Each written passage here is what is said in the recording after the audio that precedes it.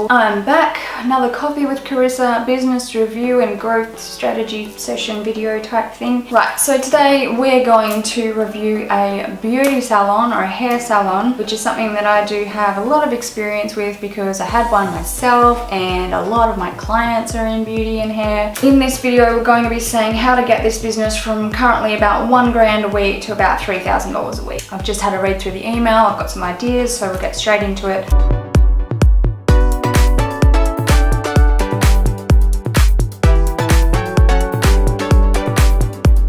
So yes, we have a hair salon who wants help with growing their business today. Currently what they have been doing to try and get clients is word of mouth, which is, relying on other people to tell people about you, a little bit of Facebook, letterbox dropping, blackboard advertising, and sending texts out to existing clients. Now, all of these things are actually really great and can work if they're done the right way. A lot of people are using them in a very kind of generic, businessy, structured, boring kind of style, and that's what I try and get people away from when they work with me. And yeah, how is that going for you? Not very good at all.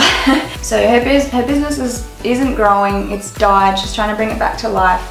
She had a hairdresser working for her that she had to fire, and she took about 95% of the clients with her. So I will quickly tell you why that is. When a staff member leaves and when the clients follow the staff member instead of still coming to your business, that's generally because they have more of an emotional connection, emotional attachment to that person rather than they do to your business, which is why I make it such an important part of business for my clients to create a brand personality that enables your clients to form an emotional connection with your business and your brand rather than the people that work there. Because I had this happen to me a lot of times, like, in the beauty industry especially, I know there's a high staff turnover rate, it attracts a certain kind of people, which is people that like to look nice, they like attention, they like bright shiny things. But they also get bored really easily, and if there's not enough room for growth or progression, a lot of them will leave and start their own company. Or they see what you're doing and they think it looks really easy, so they go, well, I'll just go and do this from home or mobile or whatever and suck up to these clients while I'm doing their hair and say, if I leave, will you come with me to my business instead? And one of the ways to fix and improve that is to make sure that, the Facebook marketing and the email marketing and the text marketing and the entire experience with your business is fantastic, and they are more emotionally connected to your business and your brand than the team. Like, obviously the team members are great and you need to make sure that they are playing as a part of the team rather than just flying solo as well. That can be to do with just some leadership skills that need improving and some human relationship and communication skills. I've been through that all before myself. When I was younger, I didn't really know how to manage people, how to be a boss, what the team wanted from me. And as I grew and educated myself and had a lot more experience, did some courses, read some books, I started to really learn what real leadership is all about and how to get people that want to grow your business and want to do a good job and feel respected and feel appreciated and feel valued within their roles. Because if they don't feel those things, then they're not going to value, appreciate and respect you or your business. So the most popular product or service at this particular beauty salon is a haircut, and it costs $30. So that's not very much money, but it's probably quick. I don't know how much time it takes, but I'm assuming maybe 20-30 minutes. So that could be maybe like $60 an hour. How many hours are you working in a day? 8 to 10. And the average day looks like hanging out in the salon with no clients,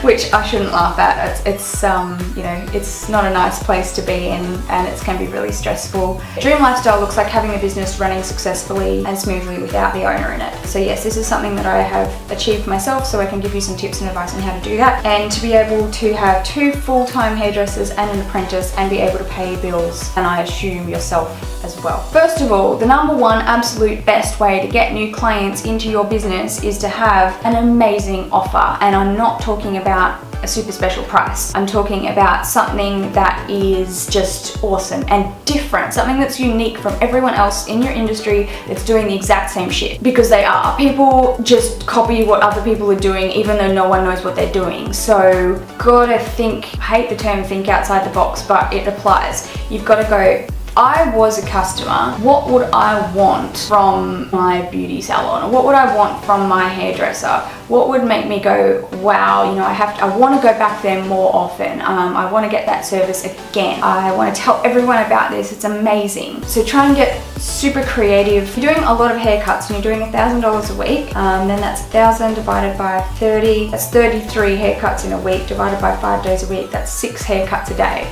So if you were able to book that out so that you're doing 6 to 8 haircuts a day, I would raise the price if you can. I would go to at least 50 or 80 or 60 or something to do with that. As a business owner, you get to choose where you position yourself in the market. That's why there's businesses that charge $200 for a haircut. That's why there's businesses that charge $10 for a haircut. They chose that and they made that a part of their business model. So if you want to stick to $30, that's great, but you're going to need to be cheap with lots of people to be able to sustain that. Otherwise, you can be more expensive and have slightly less people, but you're making the same or more amount of money. And one of the ways that I was able to employ people, grow my business quite quickly, is because I had highly profitable services. Like, we made most of our money on hair extensions, which is a high profit service. We also imported our own range from overseas and we sold that as a wholesale product as well. That became part of our business model, so we would supply to the public and to businesses. But to start with, when I started the business, it was just spray tans and we did them pretty cheap, and we still have, you know, $20 for your first tan, and that's our good way of getting people in the store. So, and then when they're in the store, we can go, oh, by the way, you know, did you want a voucher for hair extensions, or did you want to have a free color match while you're here, or something like that, because we know that if we get them as a hair extension client, we're going to profit more from them and you know, keep them coming back longer. But anyway, if $30 for a haircut is your draw card, if that's what gets new people in because they go, oh my god, that's really cheap, and then you surprise them with this amazing experience and awesome service, then I would be promoting the $30 haircuts, and then maybe you've got other things, colors, styling, blow dry, foils, whatever else that the salon does. And once they're in for that $30 haircut, then you go, oh, you know, would you like to book in maybe for a fresh color next week, or do you want to book in to get your regrowth done in a couple of weeks, or, you know, have you thought about changing your hair color lately, or, you know, put into conversation those other words that are helping them to think about coming back and also getting another service done. Then you obviously can, turn them into a regular client, give them, if you've got like a loyalty card or a VIP card, pop them on your email database, start building a relationship with them that's not just sending them spammy newsletters all the time, get to know them. And if you've got staff members doing all this kind of thing, then you just need to make sure that you've got the right staff members, which is one of the tricky parts, but you can get that really well done when you know the right personality type that you need for the role. And I can tell you a story about that another time.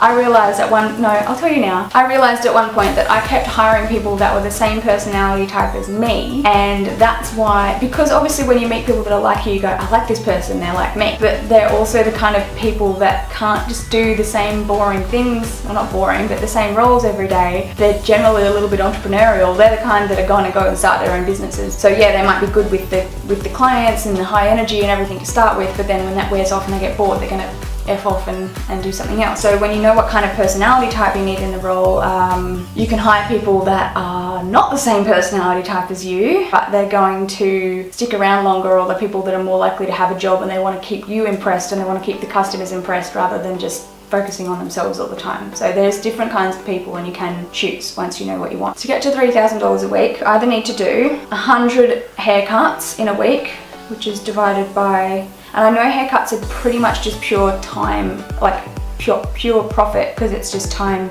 and scissors and wages. But 100 divided by 5 days a week, let's say, that's 20 haircuts a day. So you would need more than one team member to probably fulfill that. And then let's say you put a package together that was like a $399 package. I don't know what you're going to include in it, but you can make one. Like, you're a business owner, you make the rules, you get to choose what you do and don't do. You can have $1,000 service if you want to. No one might buy it or but you can have it sitting there on your website and people will go, oh my god, they have $1,000 service. Someone might buy it, you don't know. A lot of people are getting off topic again, but a lot of people will price themselves cheap. They're in a tough financial situation because they believe that everyone else is in a tough financial situation too, which isn't the case. There's a lot of people out there that have a lot more money, and you know, you've got to think about, well, people with lots of money probably don't want a $30 haircut. They're going to go somewhere for a $200 haircut. So what kind of people do I want to attract into my business? And yeah, generally people want to attract people like themselves, which is why they do that, but that's just something to think about. You get to choose.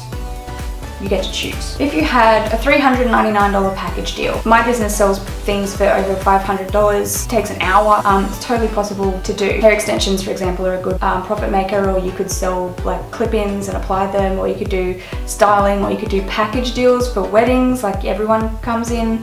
$399 for 3 or 4 people could come in all at once and get their hair done for a wedding or for a special occasion or for birthday or whatever. There's all these different things. $3,000 a week divided by $399, that's 7 clients a week for that, which is roughly 1.5 per day. So even if you sold one of your $399 services per day, 5 days a week, and then you had other people paying $100 for something 5 days a week, there's your $3,000. So when you break it down like that, it's pretty achievable. You just need to have a plan in place to do it. To get the new customers in the door, you need to identify what's bringing people into the door now and do more of that. Yeah, if that $30 haircuts is the draw card, I would get really clear on, first of all, who the kind of people are that are coming in for that service. Maybe get some Facebook ads running that are floating around saying $30 haircuts at this salon in this area, and target people in that area.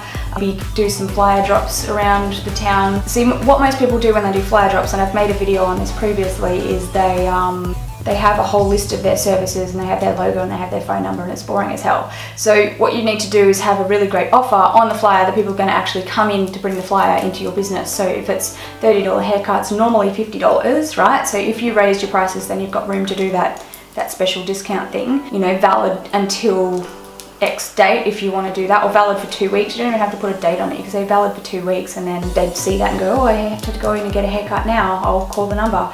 And make sure you tell them clearly, like, call now to book, text now to book, go to the website to book, whatever you want them to do to book, you got to tell them. Yeah, and that's going to get more people in the door, and then when they're in the door, then you can tell them about all the other great things that you offer, or offer them something else. Even when they book the haircut, you could say, you know, do you need any waxing done? I don't know if you do waxing, but you know, do you need color or anything else at the same time? Did you want to book in for that? You know, if you offer it, people will take it up. You might offer it to 10 people, you might only get 1 out of 10, but that's still 1 out of 10 that you didn't have before. That's what I would do. And then once you've got that working smoothly, systemize it, employ someone else, train them to follow the systems, get clear on the kind of person you want to hire first of all, and then be a really great leader. Make sure your staff are happy, they'll make sure the clients are happy, make sure that you're still involved in everything that's going on, care about people. That helps a lot. But that's what I would do to get that business from $1,000 a week to $3,000 a week and running without the owner. Once again, I hope you're having a great day, and I look forward to seeing you in the next video. Bye bye. Oh, and if you would like to submit your business for review, please head over to coffeewithcarissa.com.